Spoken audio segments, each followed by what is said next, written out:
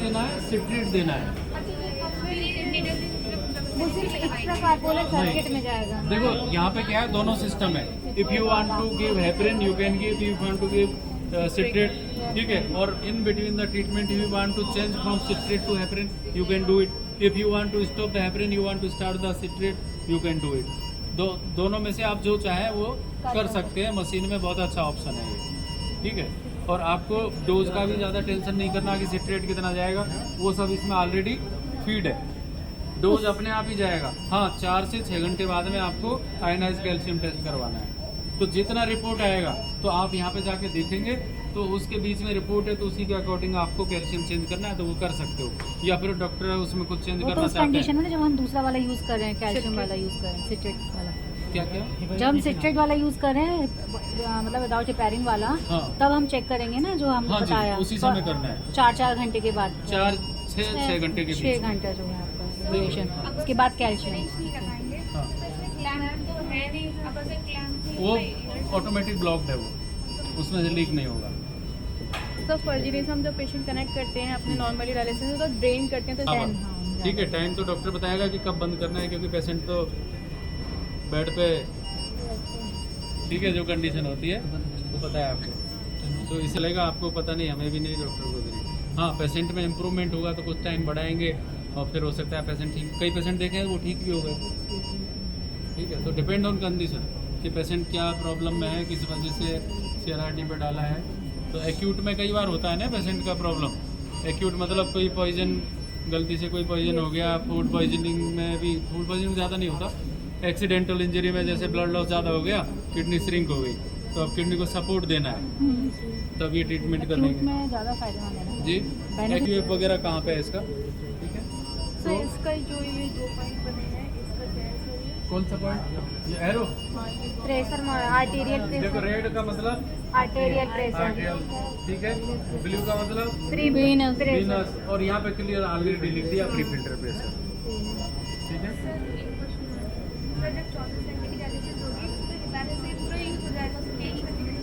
जरूरत पड़ेगी, very good. देखो ध्यान दिला दिया उन्होंने।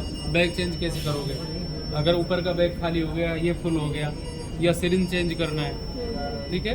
तो देखो क्या करना है, आप जाएंगे यहाँ पे गए, ट्रीटमेंट में गए, ठीक है।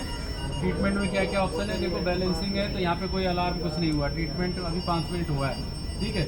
UF रेट आपको दिखा रहा है यहाँ पर, ठीक है, 10 ml पर आवर है, सब्स्टिट्यूट कितना है, डायलिसिट कितना है, वो सब दिखा रहा है।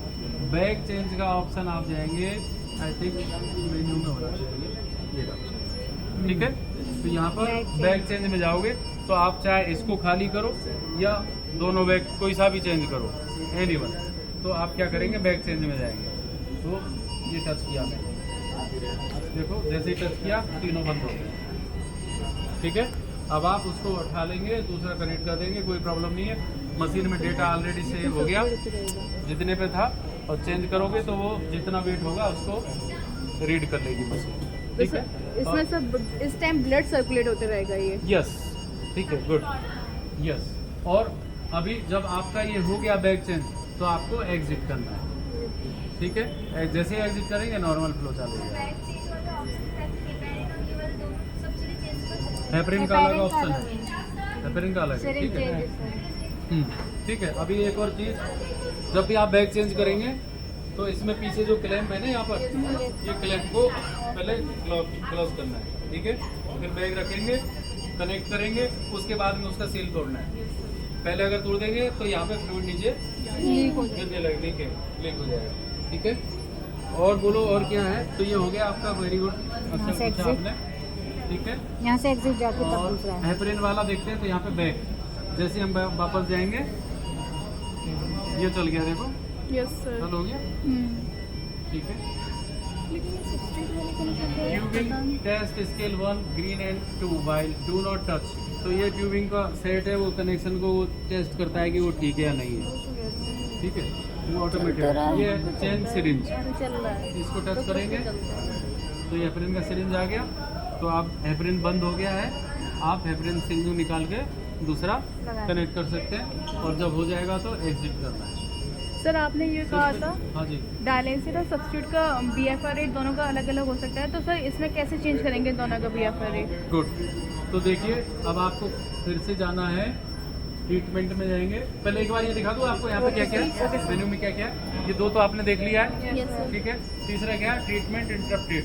अगर मान लीजिए ट्रीटमेंट में कहीं इंटरप्ट कुछ ये हो रहा है, ठीक है, तो आप उसको जैसे ज़्यादा अलार्म आएगा, कुछ भी आएगा, तो उस समय इसमें अगर आप जाओगे तो यहाँ पे देखो ब्लॉक ये हो गया, क्लॉट हो गया ब्लड, ठीक है।